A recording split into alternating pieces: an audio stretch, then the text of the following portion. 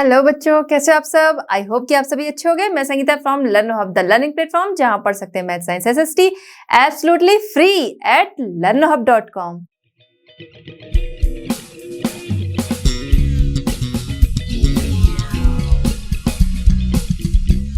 बच्चों, आज हम डिस्कस करेंगे NCERT solutions for class 9। Topic हमारा है what is democracy, why democracy. Question number 1 to 10।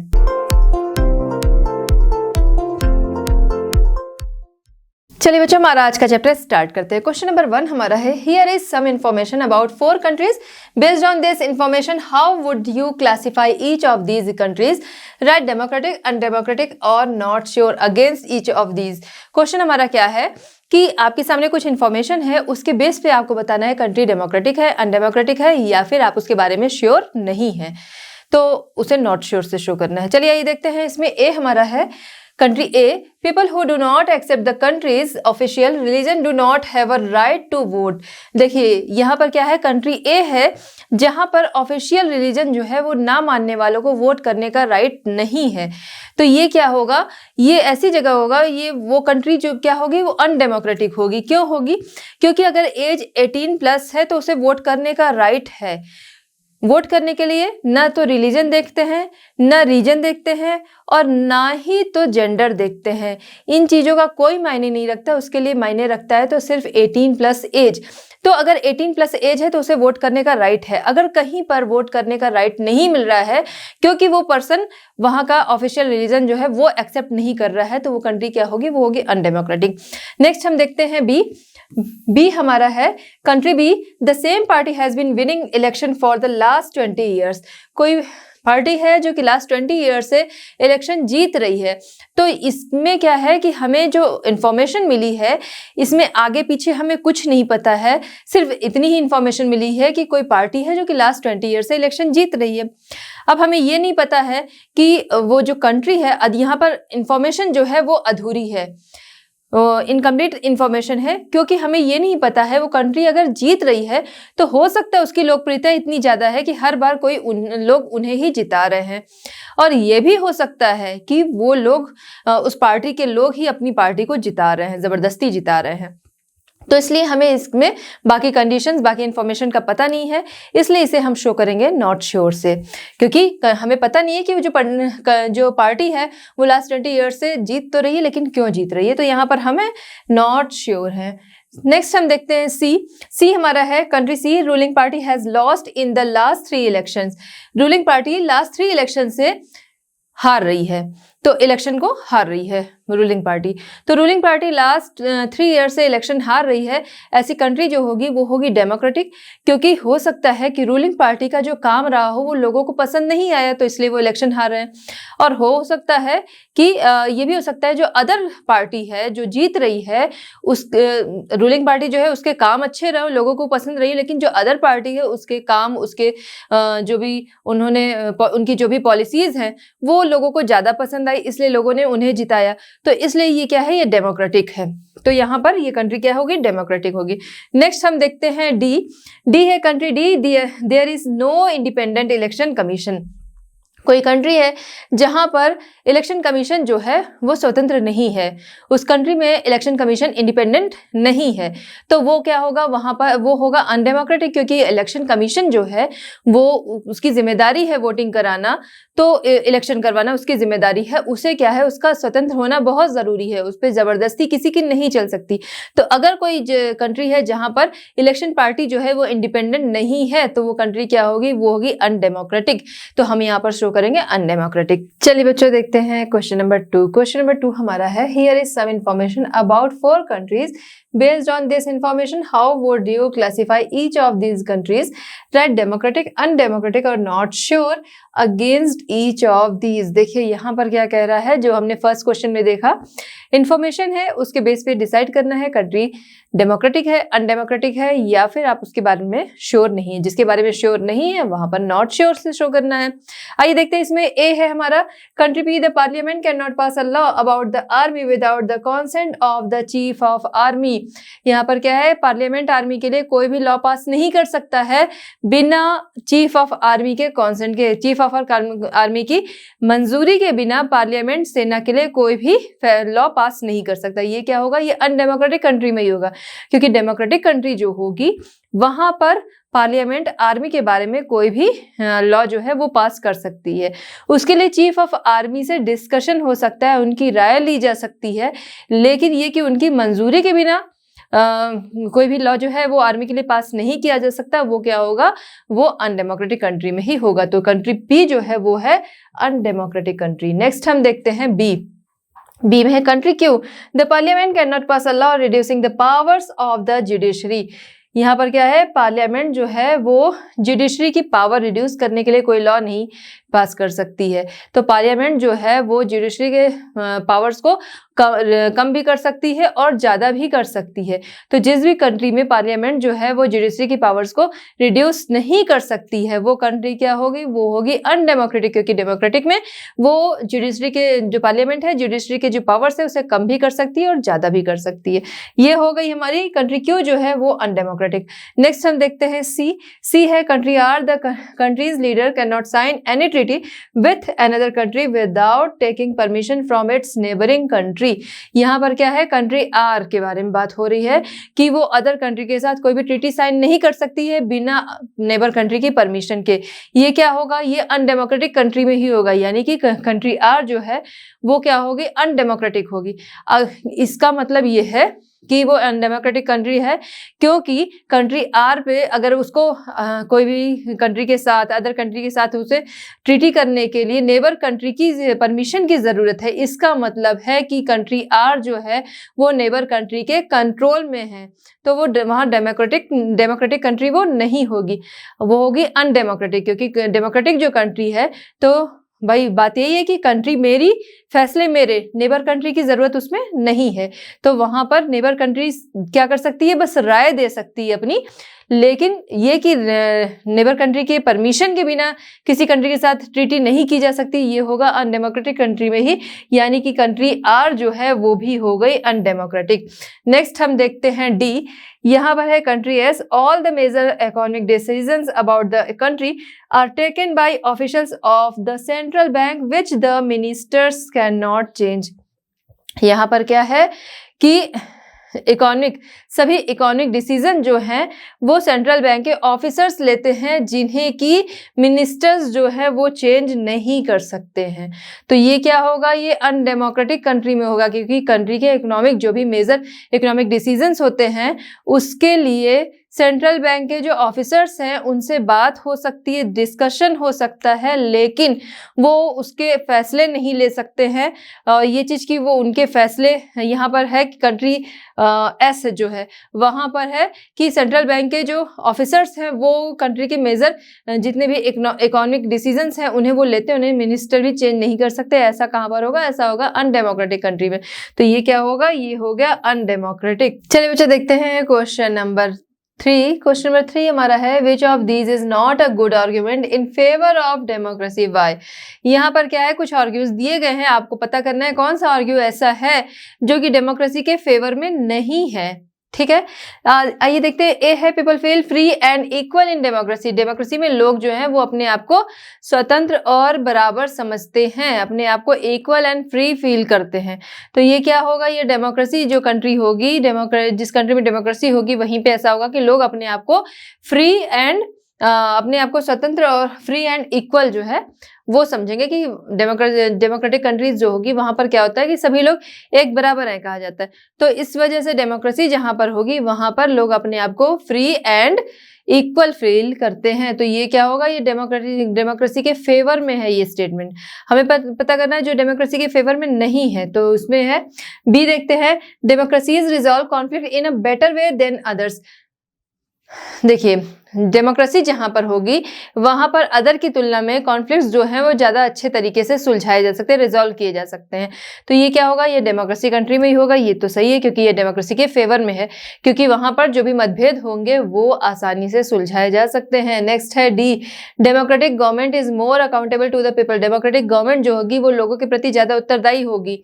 ये क्या है, ये भी डेमोक्रेसी के फेवर में है, क्योंकि गवर्नमेंट को लगेगा कि इन्होंने हमें जिताया है, इन्होंने मुझे जिताया है, तो आगे ये लोग अपना सपोर्ट वापस भी खींच सकते हैं या आगे सपोर्ट ना करें। इसलिए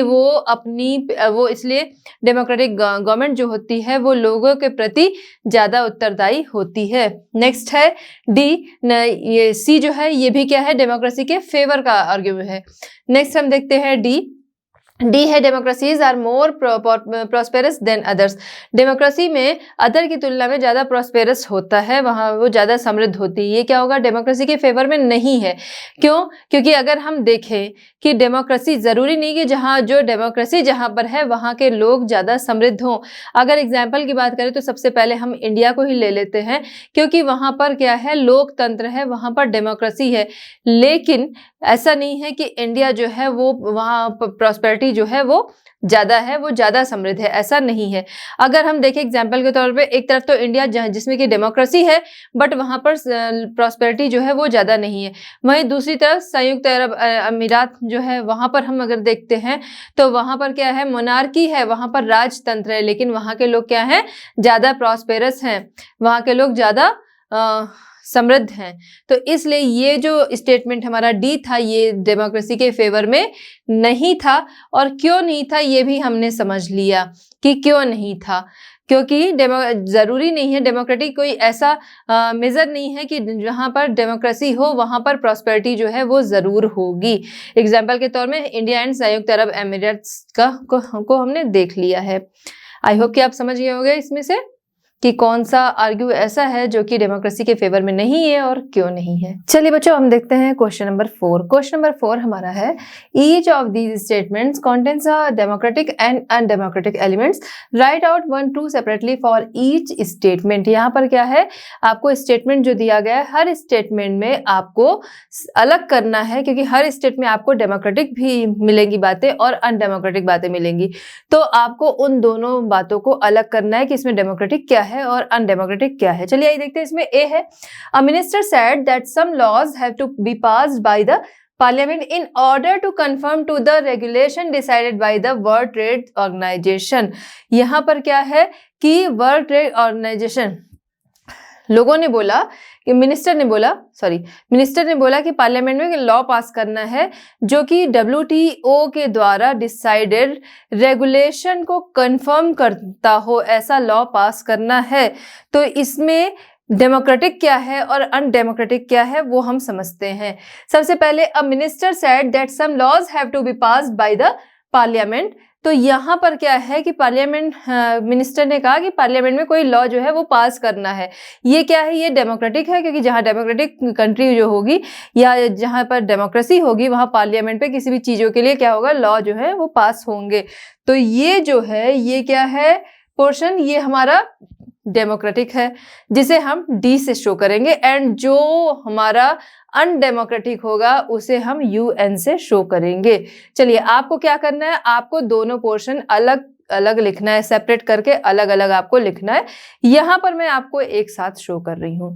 चलिए ये जो पोर्शन है हमारा, ये क्या हो गया, ये डेमोक्रेटिक है। यहाँ पर हम क्या करेंगे, लिखेंगे डी। नेक्स्ट हम देखते हैं portion, order to confirm to the regulation decided by the World Trade Organization, यानी कि WTO के द्वारा डिसाइडेड रेगुलेशन को जो कंफर्म करता हो। तो ये अनडेमोक्रेटिक होगा, क्योंकि पार्लियामेंट में ऐसा लॉ पास करना कि जो कि WTO के डिसाइडेड रेगुलेशन को कंफर्म करता हो, ये क्या होगा, ये अनडेमोक्रेसी हो जाएगी कि उसके रेगुलेशन को वो तय कर रहा है। चलिए तो यहाँ पर ये वाला जो पोर्शन है ये हमारा हो गया अनडेमोक्रेटिक, जिसे कि हम यहाँ पर शो करेंगे UN से। ये हमारा UN हो गया अनडेमोक्रेटिक, एंड फर्स्ट वाला जो पोर्शन था वो हमारा डेमोक्रेटिक है। नेक्स्ट हम देखते हैं, यही चीज हम आगे भी करेंगे कि डेमोक्रेटिक एंड अनडेमोक्रेटिक को यहाँ पर ऐसे ही सेपरेट करेंगे। आप अलग अलग लिख लीजिएगा। बी है the election commission order repolling in a constituency where large scale ragging was reported. Election commission जो है वो रीपोलिंग के उसने आदेश दिए जहां पर इलेक्शन में गड़बड़ी हुई। तो यहाँ पर क्या है, इलेक्शन कमीशन ने रीपोलिंग के आदेश दिए, दोबारा से चुनाव कराने का आदेश दिया। ये क्या है, ये डेमोक्रेसी है, क्योंकि अगर कोई गड़बड़ी हुई है तो दोबारा से चुनाव कराना, और जहां पर गड़बड़ी हुई तो गड़बड़ी का होना क्या है, वो है अनडेमोक्रेसी। तो ये जो हमारा पोर्शन हुआ और रीपोलिंग, तो यहाँ पर ये क्या हो जाएगा, ये हमारा हो जाएगा, सॉरी ये हमारा है डेमोक्रेसी, यहाँ पर ये हमारा है डेमोक्रेसी। एंड नेक्स्ट पार्ट जो हमारा है where large scale ragging was reported, जहां पर बड़े पैमाने पर धांधली या फिर गड़बड़ी जो है वो पाई गई। तो ये जो वहां पर गड़बड़ी का पाया जाना, लार्ज स्केल पर रैगिंग वाज रिपोर्टेड, वो है हमारा अनडेमोक्रेसी। तो यहाँ पर हम लिख देंगे UN। नेक्स्ट हम देखते हैं सी हमारा है women's representation in parliament has barely reached 10%। This led women's organisation to demand 1/3 seats for women. यहाँ पर क्या है, पार्लियामेंट में वुमेन्स का रिप्रेजेंटेशन जो है वो 10% कभी नहीं पहुंचा। तो ये क्या है, ये अनडेमोक्रेसी है, क्योंकि वुमेन एंड मेन जो है वो पार्लियामेंट में बराबर हैं। और जिसके लिए आगे है हमारा, जिसके लिए वुमेन ऑर्गेनाइजेशन ने 1/3 सीट जो है वो वुमेन के लिए पार्लियामेंट से डिमांड की है, उस 1/3 सीट पार्लियामेंट से उन्होंने मांगी है वुमेन के लिए।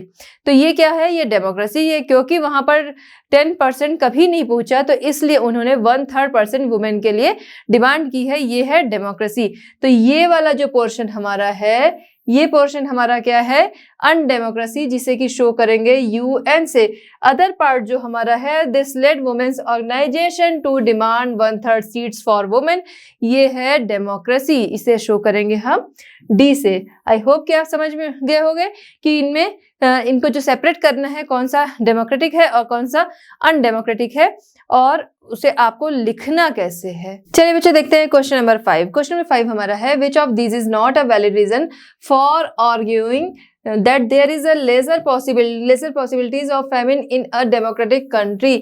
यहाँ पर क्या है कि डेमोक्रेटिक कंट्री में लोगों के भूखमरी और अकाल की जो सिचुएशन होती है, पॉसिबिलिटीज उसकी कम होती है।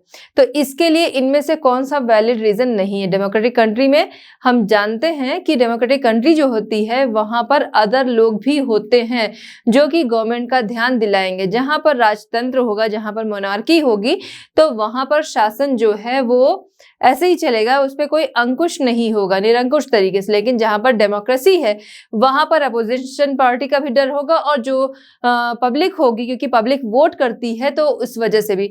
तो यहाँ पर क्या है, आपके सामने कुछ रीजन है, इनमें से बताना है कौन सा रीजन इनमें से वैलिड नहीं है इस आर्ग्यू के लिए कि डेमोक्रेटिक कंट्री जो होती है वहां पर भूखमरी की पॉसिबिलिटीज जो है वो कम होती है। चलिए आइए देखते हैं। ए है इसमें, opposition parties can draw attention to hunger and starvation. Hunger and starvation की तरह अपोजिशन पार्टी जो है वो गवर्नमेंट का ध्यान दिलाती है। ये क्या है, ये एक वैलिड रीजन है, क्योंकि ऐसा होता है कि वो अपोजिशन पार्टी जो है वो उनका गवर्नमेंट का ध्यान दिलाती है इस तरफ, जिसकी वजह से इसकी पॉसिबिलिटीज जो होती है फैमिन की वो कम होती है। नेक्स्ट है B, free press can report suffering from famine in different parts of the country. जो फ्री प्रेस जो होगा, स्वतंत्र अखबार जो होगा, प्रेस होगा, वो क्या करेगा, गवर्नमेंट का वो कंट्री के अलग अलग पार्ट से फैमिन एंड स्टारवेशन की जो भी हंगर एंड फैमिन के लिए जो भी रिपोर्ट्स होगी वो बनाएगा, जिससे कि वो आगे दिखाए, तो उस लोगों के अंदर जागरूकता हो और वहां पर इसकी पॉसिबिलिटीज जो है वो कम हो। तो ये भी क्या है, ये फेवर में है। नेक्स्ट हम आते हैं C, government fears its defeat in the next elections. Government को डर होता है नेक्स्ट इलेक्शन में हारने का।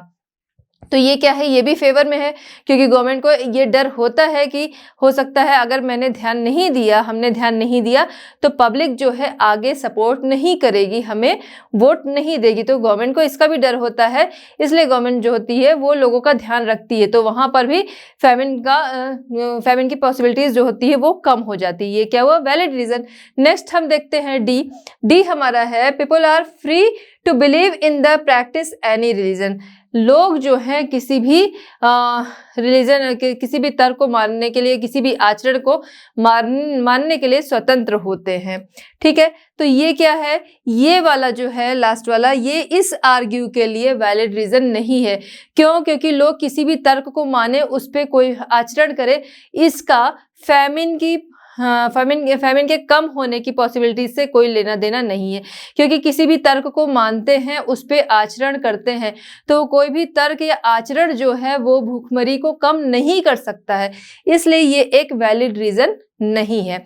आइए देखते हैं, famine starvation does not have any effect on accepting any arguments of the people or not, so there is no relation between this statement and famine in a democracy। तो ये जो statement है, आर्ग्यू जो है उसका और इस statement का, इस आर्ग्यू और स्टेटमेंट का कोई कनेक्शन नहीं है, इसलिए उसके फेवर का नहीं है। चलिए बच्चों देखते हैं क्वेश्चन नंबर 6। क्वेश्चन नंबर 6 हमारा है, there are 40 villages in a district where the government has made no provision for drinking water. These villagers met and considered many methods of forcing the government to respond to their need, which of these is not a democratic method. देखिए यहाँ पर क्या है, 40 villages हैं जहाँ पर government की तरफ से ड्रिंकिंग वाटर के लिए कोई प्रोविजन नहीं है, जिसके लिए गाँव के जो लोग हैं वो मीटिंग करते हैं और कुछ मैथड्स पे विचार करते हैं, कुछ बातों पर विचार करते हैं, कुछ तरीकों पर विचार करते हैं, जिससे कि गवर्नमेंट को वो फोर्स कर सके ड्रिंकिंग वाटर अवेलेबल कराने के लिए। अब इनमें से कौन सा मेथड ऐसा है जो कि डेमोक्रेटिक नहीं है? चलिए आइए देखते हैं।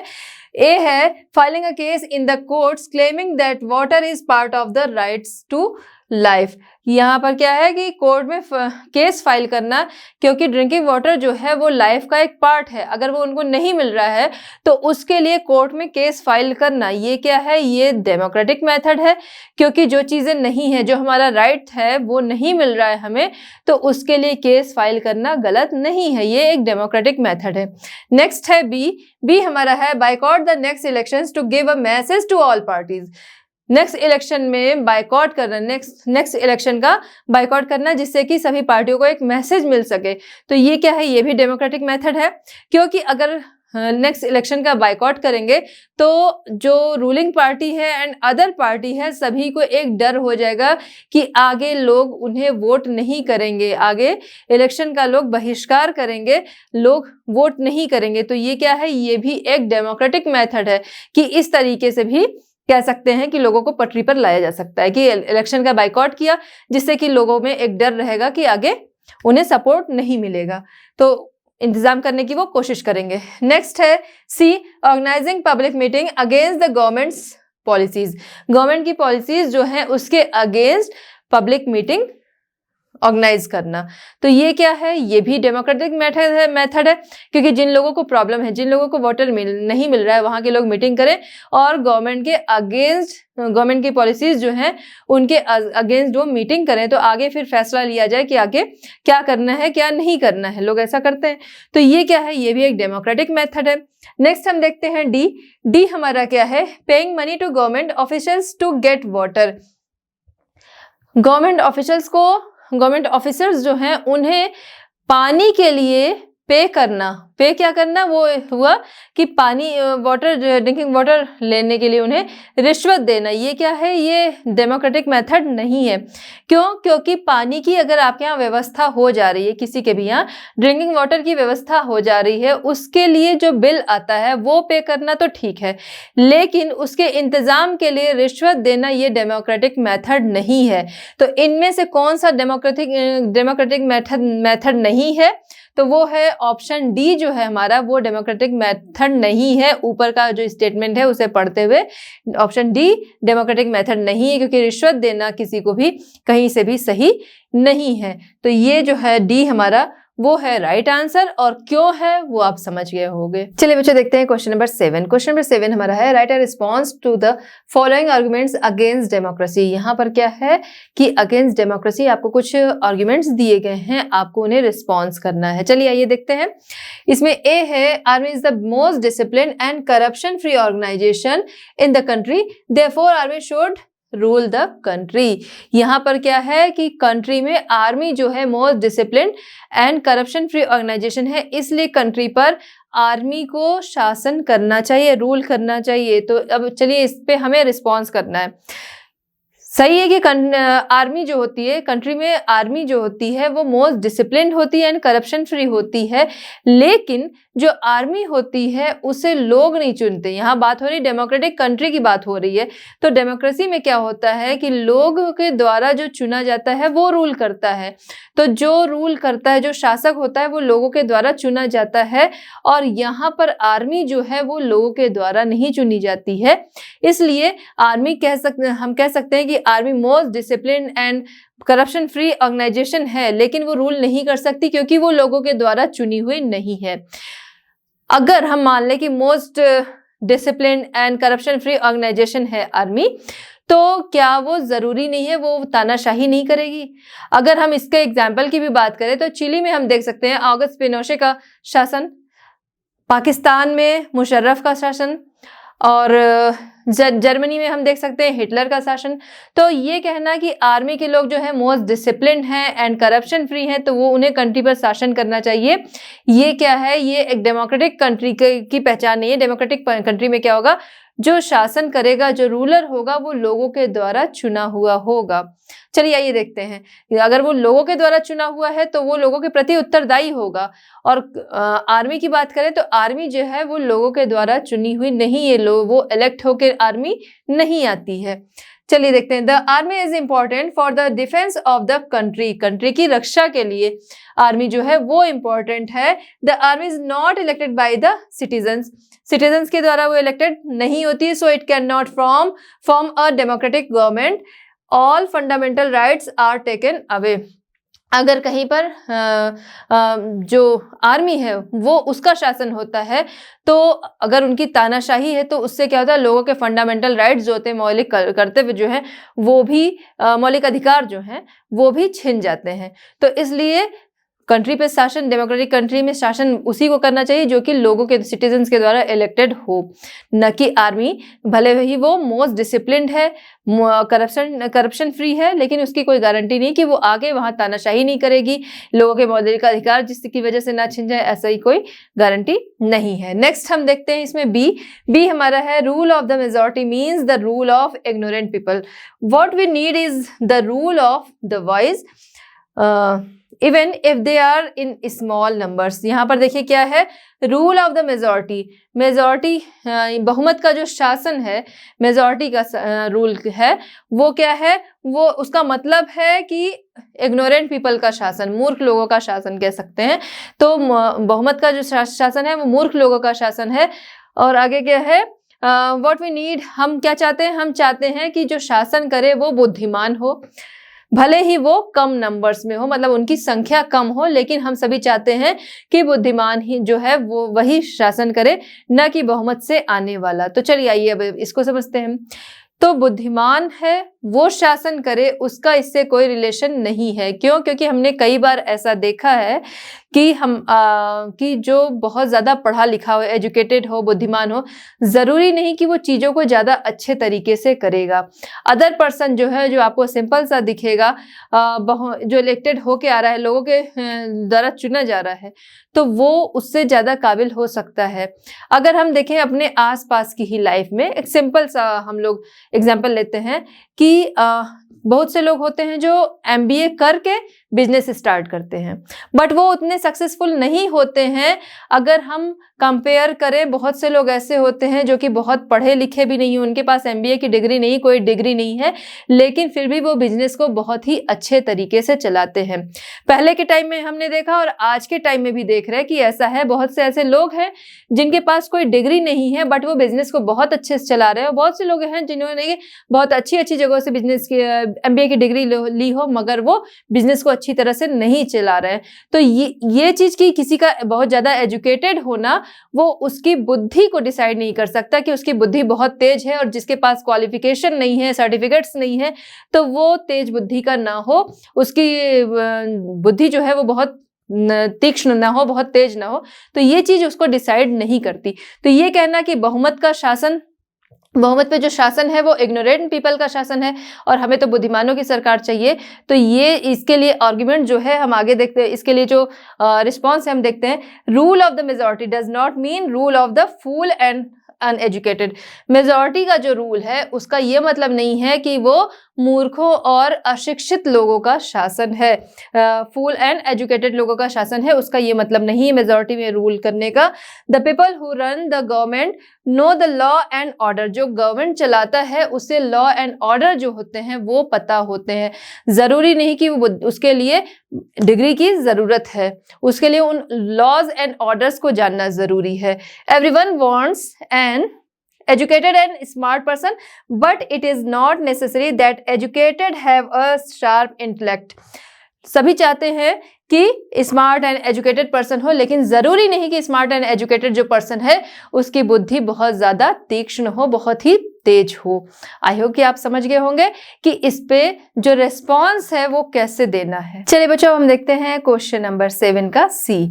इसमें है, if we want religious leaders to guide us in spiritual matters, why not invite them to guide us in politics as well. The country should be ruled by religious leaders. यहाँ पर क्या है कि अगर हम स्पिरिचुअल मैटर में religious leaders की guidance चाहते हैं तो हम उन्हें पॉलिटिक्स में क्यों गाइडेंस के लिए क्यों नहीं इनवाइट करते। कंट्री पर रिलीजियस लीडर्स का शासन होना चाहिए, कंट्री रिलीजियस लीडर्स के द्वारा शासित रूल्ड होनी चाहिए। तो चलिए अब हम इस पे बात करते हैं। तो सबसे पहले हम ये ध्यान में रखते हैं कि रिलीजियस मैटर्स जो हैं या स्पिरिचुअल मैटर्स जो हैं वो और पॉलिटिक्स दोनों ही अलग अलग चीज़ हैं।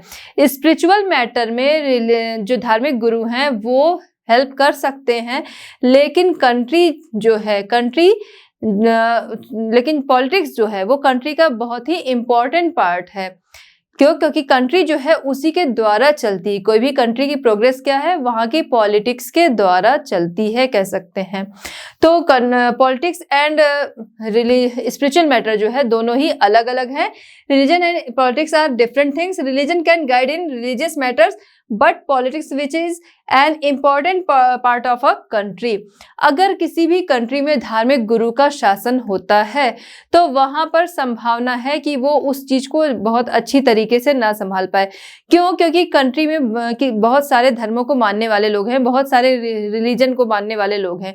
कई बार ऐसा हो सकता है कि वो प्रेफर करे अपने रिलीजन को, तो इसलिए कंट्री की जो पॉलिटिक्स होती है उसमें उसमें रिलीजियस लीडर जो है, धार्मिक गुरु हैं, उनका शामिल होना सही नहीं है।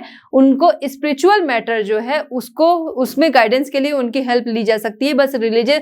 बट जो पॉलिटिक्स है वो पॉलिटिक्स से जुड़े हुए लोगों को ही देखनी चाहिए और कंट्री पे शासन भी जो है वो उन्हीं का होना चाहिए। आगे हम देखते हैं, the chance of them being the right guide are very less. सही तरीके से गाइड करने के चांस इसके बहुत कम है कि वो सही तरीके से गाइड कर सकेगा। क्यों? क्योंकि बहुत सारे धर्मों को मानने वाले लोग हैं, जो उनके फैसले होंगे, जो उनके डिसीजंस होंगे, जो उनकी सोच होगी, हो सकता है वो उनके रिलीजन के प्रति ज़्यादा सही हो, वो झुकाव जो है उनके धर्म को मानने वाले लोगों के प्रति ज़्यादा हो। तो इसलिए रिलीजियस लीडर्स जो हैं उन्हें कंट्री पर रूल करना चाहिए। ये जो है ये क्या है, ये गलत है। चलिए बच्चों देखते हैं क्वेश्चन नंबर 8। क्वेश्चन नंबर 8 हमारा है, are the following statements in keeping with democracy as a value by. यहाँ पर स्टेटमेंट्स हैं, डेमोक्रेसी की वैल्यू रखते हुए आपको बताना है क्यों। चलिए इसे समझते हैं। Father to daughter, I don't want to hear your opinion about your marriage. In our family children marry where the parents tell them to. यहाँ पर फादर अपनी डॉटर से कह रहा है कि तुम्हारी मैरिज के बारे में मैं तुम्हारे ओपिनियन नहीं सुनना चाहता हूँ, क्योंकि हमारी फैमिली में बच्चे वहीं शादी करते हैं जहाँ पेरेंट्स कहते हैं। तो यहाँ पर क्या है, यहाँ अनडेमोक्रेसी हुई। क्योंकि वो फोर्स कर रहा है, वो डॉटर के जो ओपिनियन है वो नहीं सुनना चाह रहा है। यहाँ पर क्या है, जो गर्ल है, जो डॉटर है, उसकी जिससे शादी होगी, जो उसका हस्बैंड होगा, उसके साथ लाइफ स्पेंड किसे करनी है, उस डॉटर को ही करनी है। इसलिए डॉटर का ओपिनियन जो है वो बहुत ही जरूरी है। इसमें यह भी हो सकता है कि पेरेंट्स जो हैं वो गलत हो, ये भी हो सकता है कि डॉटर गलत हो, इसलिए ओपिनियन दोनों को रखने का अधिकार है। उसके बाद डिसीजन मिलके लेना वो सही है। बट ये कहना कि मैं तुम्हारा ओपिनियन नहीं सुनना चाहता हूँ, हमारी फैमिली में बच्चे वहीं पे शादी करते हैं जहां पेरेंट्स कहते हैं, ये अनडेमोक्रेसी हो जाएगी। Democracy undemocratic because it is the girl who has spend life with the husband, so the daughter should have the rights to express her opinion. क्योंकि लाइफ उसे अपनी स्पेंड करनी है, इसलिए अपने ओपिनियन रखने का उस डॉटर को अधिकार है।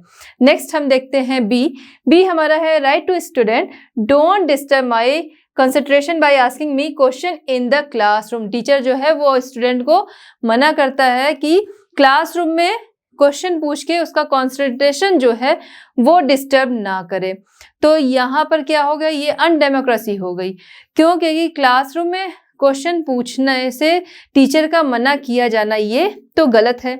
सही क्या होगा, टीचर ये कह सकता है, हो सकता है कि उस टीचर का कंसंट्रेशन वाकई में उसका कंसंट्रेशन जो है वो टूट रहा है क्वेश्चन पूछने से। जब अगर बच्चा है वो क्लासरूम में क्वेश्चन पूछ रहा है तो हो सकता है टीचर जो है वो डिस्टर्ब हो रहा है, उसका कंसंट्रेशन डिस्टर्ब हो रहा है कुछ भी पढ़ाने में। तो टीचर ऐसी कंडीशन में ये बोल सकता है कि जब मैं कंप्लीट कर लूँ चैप्टर को जो मैं पढ़ा रहा हूँ, उसके बाद आप मुझसे क्वेश्चन पूछो। ये हुई डेमोक्रेसी। ये अनडेमोक्रेसी है कि बच्चे को क्वेश्चन पूछने से ही मना करना, ये हो गया अनडेमोक्रेसी।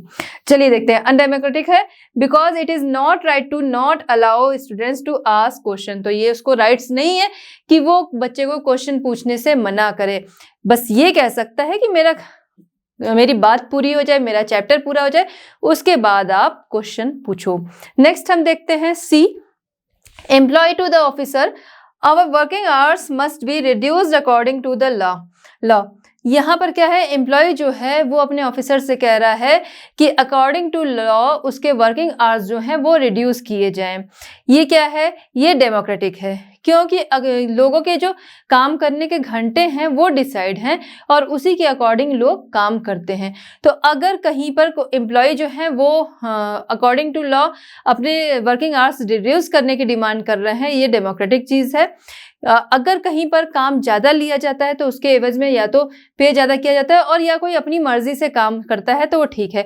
फोर्सफुली उससे ज़्यादा काम नहीं कराया जा सकता। तो अकॉर्डिंग टू लॉ अगर वो रिड्यूस करने को कह रहा है, ये क्या है, ये डेमोक्रेटिक है, टाइम को रिड्यूस करना। चलिए बच्चों, हम देखते हैं क्वेश्चन नंबर 9। क्वेश्चन नंबर 9 हमारा है, consider the following facts about a country and decide if you would call it a democracy, give reason to support your decision. यहाँ पर क्या है कि आपको कुछ फैक्ट्स दिए गए हैं जिसके आधार पर आपको डिसाइड करना है कि क्या ये डेमोक्रेटिक कंट्री है, अगर है तो उसके लिए आपको रीजन देना है। चलिए आइए देखते हैं। इसमें ए है, all the citizens of the country have rights to vote, elections are held regularly.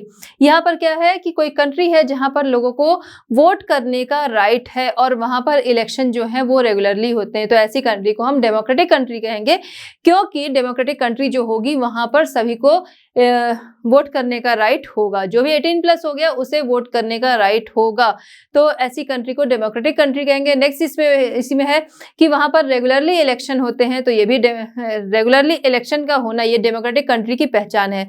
एक तरह से कह सकते हैं कि डेमोक्रेटिक कंट्री जो होगी उसके लिए एक हॉलमार्क है, रेगुलरली इलेक्शन होना ये डेमोक्रेटिक कंट्री का हॉलमार्क है। तो इस कंट्री को हम क्या कहेंगे, डेमोक्रेटिक। नेक्स्ट हम देखते हैं बी हमारा है, the country took loan from international agencies, one of the conditions for giving loan was that the government would reduce its expenses on education and health। यहाँ पर क्या है कि कोई कंट्री है जो कि इंटरनेशनल एजेंसी से लोन ले रही है और जिसने कि इनके आगे कंडीशन रखी है कि जो कंट्री यानी कि लोन लेने वाली जो कंट्री है वो अपने हेल्थ एंड एजुकेशन के एक्सपेंस को कम करेगी। तो ये क्या है, इसका मतलब है कि वो अनडेमोक्रेटिक कंट्री है, वहाँ पर डेमोक्रेसी नहीं है। क्यों नहीं है, क्योंकि कोई भी कंट्री है, कंट्री की जो गवर्नमेंट होती है वो अपनी कंट्री के लोगों के कल्याण के लिए काम करती है, और कंट्री की प्रोग्रेस अगर हम कहें तो वो लोगों की हेल्थ एंड एजुकेशन से ही जुड़ी होती है। जिस कंट्री के लोगों की हेल्थ अच्छी है, एजुकेशन अच्छी है, वही कंट्री प्रोग्रेस करेगी। तो अगर किसी कंट्री की हेल्थ एंड एजुकेशन का एक्सपेंस जो है वो अगर रिड्यूस कर दिया जाए तो ये अनडेमोक्रेटिक कहा जाएगा, क्योंकि अदर कंट्री जो है वो लोन देने के बदले में उस कंट्री के सामने कंडीशन रख रही है कि उस कंट्री को अपनी कंट्री के एजुकेशन एंड हेल्थ के एक्सपेंस को रिड्यूस करना पड़ेगा। आइए देखते हैं, it can not be called democratic, इसे डेमोक्रेटिक कंट्री नहीं कह सकते हैं। क्यों नहीं कह सकते, अभी हमने बात की। अ democratic government works for the welfare of citizens. Reducing expenditure on education and health will not be beneficial for the people। तो अगर रिड्यूस कर दिया जाता है एजुकेशन एंड हेल्थ का एक्सपेंस जो है कंट्री से, तो वो कंट्री के कल्याण के लिए, कंट्री के लोगों के कल्याण के लिए काम नहीं होगा। चलिए बच्चों देखते हैं क्वेश्चन नंबर 9 का सी। इसमें है people speak more than 7 languages but education is available only 1 language. The language spoken by 52% people of that country. यहाँ पर क्या है, कोई कंट्री है जहाँ पर मोर देन 7 लैंग्वेजेस बोली जाती है बट वहाँ की एजुकेशन जो है वो ओनली 1 लैंग्वेज में है, जबकि वहाँ पर 52% उस 1 लैंग्वेज को बोलते हैं, यानी बचे 48% जो है वो अदर लैंग्वेजेस को बोलते हैं। तो सिर्फ एक लैंग्वेज में एजुकेशन देना, ये क्या है, ये अनडेमोक्रेटिक है, क्योंकि अदर लैंग्वेजेस जो हैं उनको भी बढ़ावा देना चाहिए, उन्हें भी इनकरेज करना चाहिए। इसलिए अदर जो लैंग्वेजेस हैं उसमें भी एजुकेशन होनी चाहिए। सिर्फ एक लैंग्वेज में ही एजुकेशन देना ये गलत है। आइए देखते हैं, keeping only 1 language is education is not right and undemocratic. Other languages should also be encourage, other languages को भी इनकरेज करना चाहिए। नेक्स्ट हम देखते हैं डी हमारा है, several organisations have given a call for peaceful demonstrations and nationwide strikes in the country to oppose these policies. Government has arrested these leaders। यहाँ पर क्या है कि सेवरल ऑर्गेनाइजेशंस जो हैं वो गवर्नमेंट की पॉलिसीज के खिलाफ, बहुत सारे ऑर्गेनाइजेशन हैं जो कि गवर्नमेंट की पॉलिसीज के खिलाफ डेमोन्स्ट्रेशन और स्ट्राइक के लिए लोगों को वो बुला रहे हैं, लोगों का आह्वान कर रहे हैं, और गवर्नमेंट ने उनके लीडर्स को क्या किया है, गिरफ्तार कर लिया, अरेस्ट कर लिया है। तो ये क्या है, ये अनडेमोक्रेटिक है, क्योंकि अगर जो डेमोन्स्ट्रेशन एंड स्ट्राइक किया जा रहा है किसी भी चीज की डिमांड के लिए, किसी भी बात के लिए, अगर डेमोन्स्ट्रेशन एंड स्ट्राइक जो है वो पीसफुली किया जा रहा है तो लीडर को गिरफ्तार करना सही नहीं, लीडर्स को अरेस्ट किया जाना सही नहीं है। मिलके बात करना, चीज़ों को सुलझाना तरीका ये है, न कि उनके लीडर्स को, अगर कोई पीसफुली अपनी डिमांड जो है उनके लिए पीसफुली स्ट्राइक कर रहा है तो उनके लीडर्स को अरेस्ट करना ये अनडेमोक्रेटिक है। Arresting is undemocratic is the demonstration for its demands is being done properly। अगर सही तरीके से डिमांड्स की जा रही है, जैसे कई जगह पे होता है, लोग स्ट्राइक करते हैं, डेमोन्स्ट्रेशन करते हैं, उसमें बहुत सारी गाड़ियों को जला देते हैं, कुछ घरों को भी नुकसान पहुंचा देते हैं, लोगों पे ईंट पत्थर भी फेंकते हैं, मतलब रोड पे गवर्नमेंट की बहुत सारी गवर्नमेंट प्रॉपर्टीज जो है उसे नुकसान पहुंचा देते हैं। तो इस तरीके से अगर कोई डिमांड कर रहा है तो गिरफ्तार करना, अरेस्ट करना सही है, बट अगर कोई पीसफुली स्ट्राइक कर रहा है, डेमोन्स्ट्रेशन कर रहा है, आंदोलन कर रहा है, तो उसे अरेस्ट करना अनडेमोक्रेटिक कहा जाएगा। नेक्स्ट हम देखते हैं क्वेश्चन नंबर 9 का ई। इसमें the government owns the radio and television in the country. All the newspapers have to get permission from the government to publish any news about government's policies and protests। यहाँ पर क्या है कि government के अपने radio and television हैं, और वहाँ पर जो न्यूज़ है, न्यूज़पेपर है, जो पब्लिशर है, वो उसे अगर गवर्नमेंट के अगेंस्ट जो प्रोटेस्ट एंड गवर्नमेंट पॉलिसीज के अगेंस्ट जो प्रोटेस्ट हो रहे हैं उसके लिए अगर कोई न्यूज़ निकालनी है तो उसे गवर्नमेंट की परमिशन लेनी होगी। ये क्या है, ये है अनडेमोक्रेटिक। क्योंकि डेमोक्रेटिक जहाँ पर होगा, क्योंकि जो पत्रकारिता की बात अगर करें तो पत्रकारिता जो होती है वो स्वतंत्र होती है।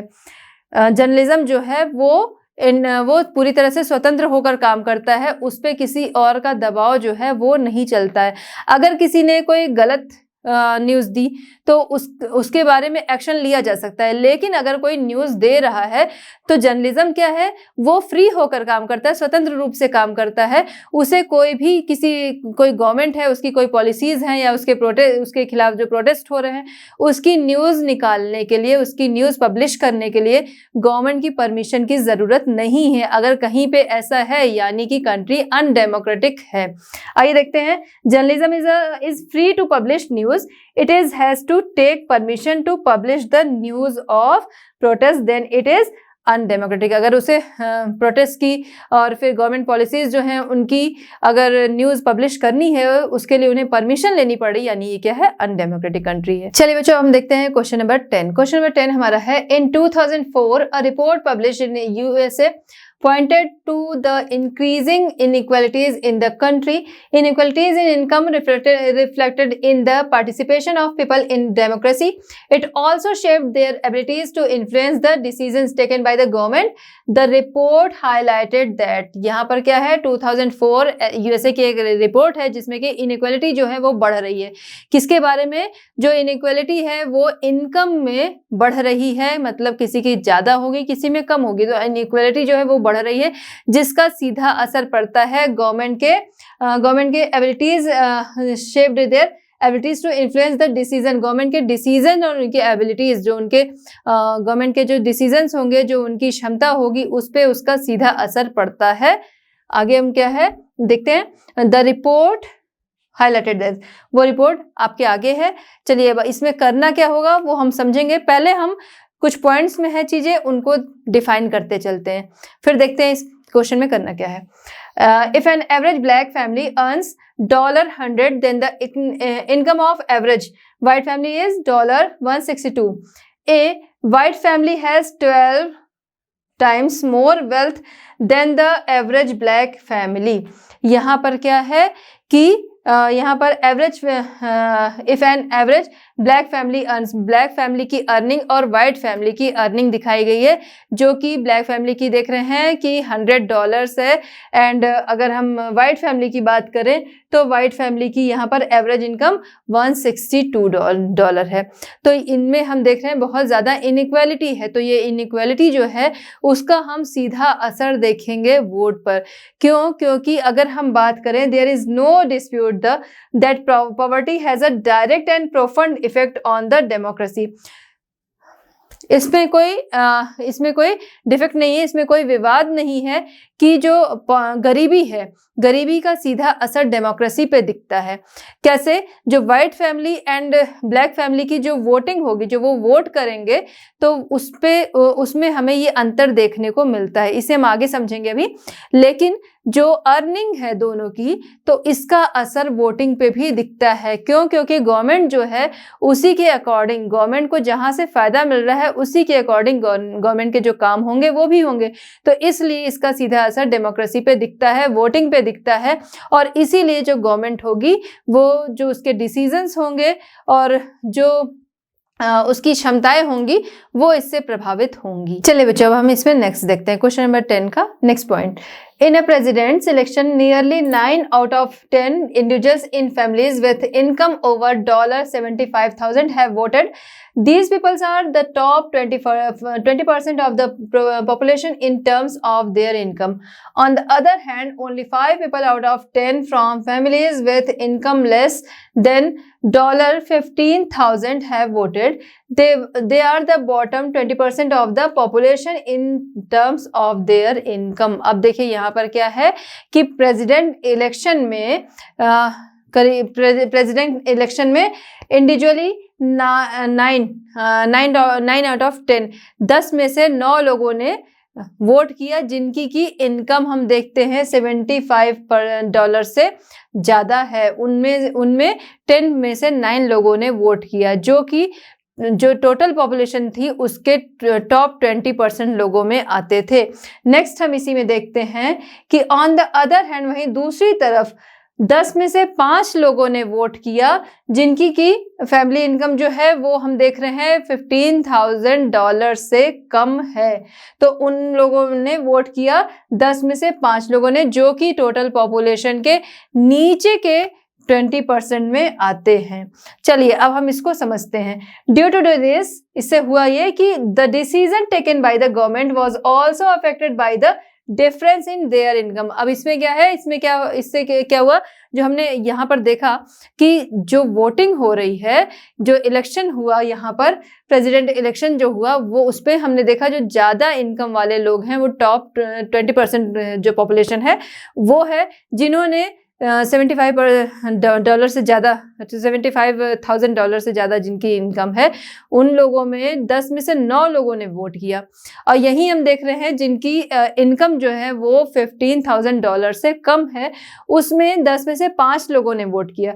तो अब इसका सीधा असर दिखेगा गवर्नमेंट के फैसले पे, जो due to this the decision taken by the government, जो गवर्नमेंट के द्वारा डिसीजन लिए जाएंगे उस पर इसका सीधा असर दिखेगा। क्यों? क्योंकि जिन्होंने वोटिंग दी है उन्हें ही प्रेफरेंस मिलेगी। इसीलिए जो रिच होंगे उन्हें किसी भी चीज, उनकी बातें सुनी जाएंगी, उनके लिए डिसीजन जो होंगे वो जल्दी ले जाएंगे, उनकी जो प्रॉब्लम्स जो होंगी वो आगे दूर जल्दी की जाएंगी। तो हम देखते हैं कि उसका असर जो होता है वो वोटिंग का जो असर होता है आगे गवर्नमेंट के डिसीजंस में भी देखने को मिलता है।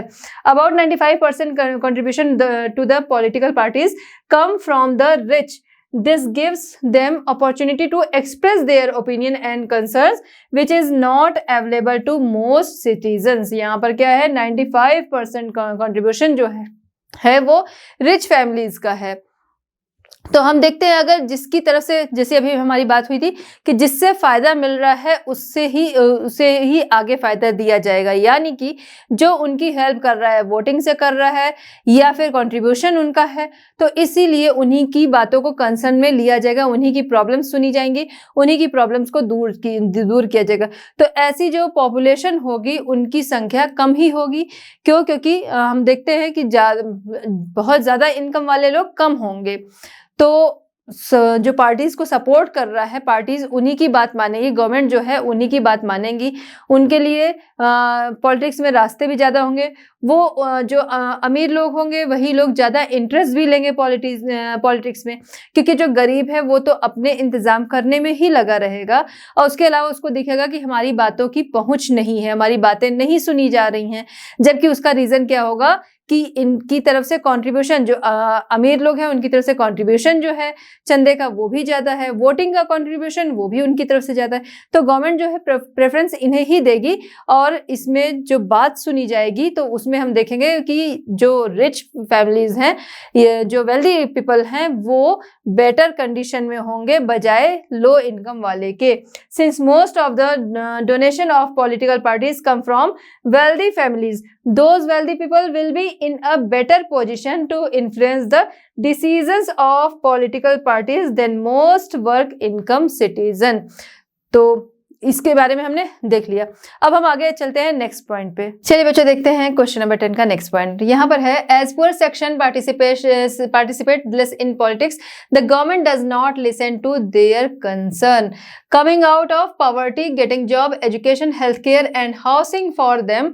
Politicians hear most regularly about the concern of business person and the rich. यहाँ पर क्या है कि गरीब लोगों की जो भागीदारी है, गरीब लोगों का पार्टिसिपेशन जो है वो पॉलिटिक्स में कम है, जिसका कि सीधा असर दिखता है किस पर, गवर्नमेंट के जो डिसीजंस होते हैं उन पर, गवर्नमेंट के कंसर्न पर दिखता है। जैसे कि गरीबी को दूर करना, जॉब रोजगार दिलाना, एजुकेशन शिक्षा, health care and housing for them, उनके लिए घर की उपलब्धता, उन्हें घर दिलाना, इन सभी पर उसका असर दिखता है। जो गवर्नमेंट फैसले लेती है वो ज़्यादातर रिच लोगों के या बिजनेस पर्सन जो हैं उनके लिए होते हैं। चलिए अब हम इसे डिफाइन करते हैं। जब हम देखते हैं कि जो गरीब पर्सन है या जिनकी कह सकते हैं इनकम, जैसे अभी इनकम की बात हो रही थी, तो जो गरीब है या जिनकी इनकम बहुत कम है तो वो क्या करते हैं, वो वोटिंग में भी पार्टिसिपेट नहीं करते हैं और कंट्रीब्यूशन भी नहीं कर रहे हैं, जिसका सीधा असर हमें दिखता है गवर्नमेंट के फैसले पर। गवर्नमेंट की जो पॉलिसीज होती हैं उन पर इसका असर दिखता है कि ये जो रिच लोग हैं उनकी कंडीशन जो होती है वो बेटर होती है पुअर लोगों की अपेक्षा। अगर हम देखेंगे, कंपेयर करेंगे तो रिच लोगों की कंडीशन जो है वो ज़्यादा बेटर होगी। अब क्या है कि जो गरीबों की जो पार्टिसिपेशन है, कंट्रीब्यूशन वोटिंग इन जगहों पे तो कम है, उसके अलावा पॉलिटिक्स में भी गरीबों का पार्टिसिपेशन जो है वो कम है। तो अगर पॉलिटिक्स में कोई गरीब नहीं है या कम है तो उसकी आवाज़ उतनी नहीं सुनी जाएगी। क्यों? क्योंकि मेजॉरिटी जो होती है उसी की बातें सुनी जाती हैं। ऐसा हम देखते आए हैं, हर फील्ड में ऐसा होता है, मेजॉरिटी जिसकी ये बातें उसकी सुनी जा रही। तो अगर पॉलिटिक्स में रिच लोग ज़्यादा हैं तो रिच लोगों की ही बात वहाँ पर सुनी जा रही है, क्योंकि उनसे उन्हें फ़ायदे भी मिल रहे हैं। और जो पुअर है उनका पार्टिसिपेशन ही पॉलिटिक्स में नहीं है, तो जो उनके लिए बातें उठाने वाली बात है कि उनकी डिमांड्स जो है रखने वाली बात है, तो कोई पॉलिटिशियन जो है अगर पॉलिटिशियन कम है किसी पार्टी में या फिर किसी भी कंट्री में, जो पुअर लोगों की पॉलिटिक्स है अगर कम है तो क्या होगा, उनकी बातें भी कम सुनी जाएंगी, जिसका सीधा असर हम देखते हैं अदर जो फैसले होते हैं उनके। Politicians here most regularly about the concern of business person and the rich. यही वजह है कि पॉलिटिशियन जो होते हैं वो कंसर्न लेते हैं किसको, रिच एंड बिजनेस पर्सन को, उनकी बातों को वो सुनते हैं, उनकी प्रॉब्लम्स को सुनते हैं। अब क्या हुआ कि हमने यहाँ पर इस क्वेश्चन में 4 पॉइंट्स थे, हमने सारे को डिफाइन कर लिए। आगे क्या करना है, इसमें डिफाइन नहीं करना था लेकिन हमने यहाँ पर डिफाइन कर लिए। अब हम देखते हैं इसमें करना क्या था। Right an essay on democracy and poverty using the information given in this report but using examples from India. पहले तो हम जो हमारा पॉइंट था उस पर आते हैं। Because poor people less participate in politics so the attention of the government is less towards their problems and more towards the problems of the rich businessman. तो पार्टिसिपेंट जो है पुअर पर्सन का कम है, इस वजह से गवर्नमेंट भी जो होती है वो रिच एंड बिजनेसमैन लोगों की बातें और उनकी प्रॉब्लम्स जो है वो ज्यादा सुनती है, उन्हें कंसर्न में ज्यादा लिया जाता है। अब आगे क्या है हमारा क्वेश्चन, इसमें right an essay on democracy and poverty using the information given in this report but using example from India. अब आया हमारा असली क्वेश्चन इसमें का। यहाँ पर आपको कुछ इन्फॉर्मेशन दी हुई थी, अब इसी इन्फॉर्मेशन को लेते हुए इंडिया के बारे में ऐसे लिखना है, जिसमें कि इन्हीं पॉइंट्स को ध्यान रखते हुए इंडिया के बारे में लिखना है। तो यहाँ पर मैंने सारी चीजें डिफाइन कर दी, वही चीज इंडिया में भी चलेंगी कि जो पुअर पीपल हैं जिनकी इनकम कम है उनकी पॉलिटिक्स में इंटरेस्ट भी कम है, वोटिंग कम कर रहे हैं, कंट्रीब्यूशन जो है जो चंदा इकट्ठा हो रहा है उसमें भी उनका कंट्रीब्यूशन कम है। उसके बाद पॉलिटिक्स में जाने वाली बात है कि पॉलिटिक्स में कितने लोग हैं, तो उसमें भी उनका पार्टिसिपेशन जो है वो भी बहुत ही कम है। इसी वजह से चाहे यूएसए की बात करेंगे चाहे इंडिया की बात करेंगे, तो इसी वजह से क्या होगा कि जो रिच पीपल जो जिनकी इनकम ज़्यादा है वो लोग हुए, बिजनेसमैन हुए, तो उनकी बातें ज़्यादा सुनी जाएंगी, उनकी प्रॉब्लम पे ज़्यादा कंसर्न किया जाएगा, उनकी प्रॉब्लम को ज़्यादा कंसर्न में लिया जाएगा, उनको ज़्यादा जल्दी उनकी प्रॉब्लम्स जो हैं वो भी सॉल्व की जाएंगी, बजाय जो पुअर लोग हैं, क्योंकि उनका पार्टिसिपेशन जो है वो कम है। आइए देखते हैं अब हमारा ऐसे है, जो ऐसे है वो आप इन्हीं चीज़ों को मैंने डिफाइन कर दिया है, इसी तरीके से लिखना है। उसके बारे में कुछ मैं यहाँ पर भी बात बता दे रही हूँ, आप इसको अपने से लिख लीजिएगा सही तरीके से। Like America, various political parties in India also pay more attention to the problems of the rich people. तो ऐसा ही अमेरिका में होता है इस रिपोर्ट के अकॉर्डिंग, और ऐसा ही इंडिया में होता है कि रिच पीपल जो है उन्हें ज़्यादा कंसर्न में लिया जाता है। पॉलिटिकल पार्टीज जो होती हैं वो उनका अटेंशन जो है वो ज़्यादा ध्यान देती है किस पे, रिच लोगों पे। Because the donation amount and vote percentage come more from the rich, क्योंकि वोट परसेंटेज जो है और डोनेशन अमाउंट जो है वो सारा कुछ रिच पर्सन्स की तरफ से ज़्यादा आता है। That is why there is more listening to the talks and problems of the rich। इसलिए जो रिच हैं उनकी प्रॉब्लम्स, उनकी बातें जो हैं वो ज़्यादा सुनी जाती हैं। In views of the indifference of the people of the poor towards himself, he takes less participation in politics। जो गरीबों की जो पुअर पीपल है उनकी जो उनके लिए जो उदासीनता है, मतलब उनकी तरफ ध्यान ना देना, उनके लिए जो इंडिफरेंस है, उसी वजह से उनका पार्टिसिपेशन जो है पॉलिटिक्स में वो भी कम है, और इसी वजह से उनका पार्टिसिपेशन कम है, इसी वजह से उनकी प्रॉब्लम जो है वोटिंग एंड इनकम की बात हो रही है कि उन्होंने चंदे में पार्टिसिपेशन कम किया, वो चीज़ें तो हैं। उसके अलावा उनके लिए आवाज़ उठाने वाला पॉलिटिक्स में कोई रहेगा नहीं या फिर कम लोग होंगे, तो ये भी एक बड़ा रीजन है। On this basis it can be said the inequality in income is visible in the participation of people in democracy due to this the decisions taken by the government for the poor all are affected. तो हम देखते हैं कि ये जो difference है income का, ये सीधा सीधा असर करता है गवर्नमेंट के जो डिसीजंस हैं, गवर्नमेंट के जो लोगों के लिए डिसीजंस हैं और गवर्नमेंट की जो पॉलिसीज हैं, उन सभी को ये सीधे सीधे अफेक्ट करता है। तो इस तरह से आप इस पे ऐसे जो है वो लिख लीजिएगा इंडिया के परिप्रेक्ष्य में। तो बच्चों, इस तरह हमारा चैप्टर होता है कंप्लीट। मिलते हैं next chapter and next solutions के साथ। लर्नो हब फ्री है पर बेस्ट है।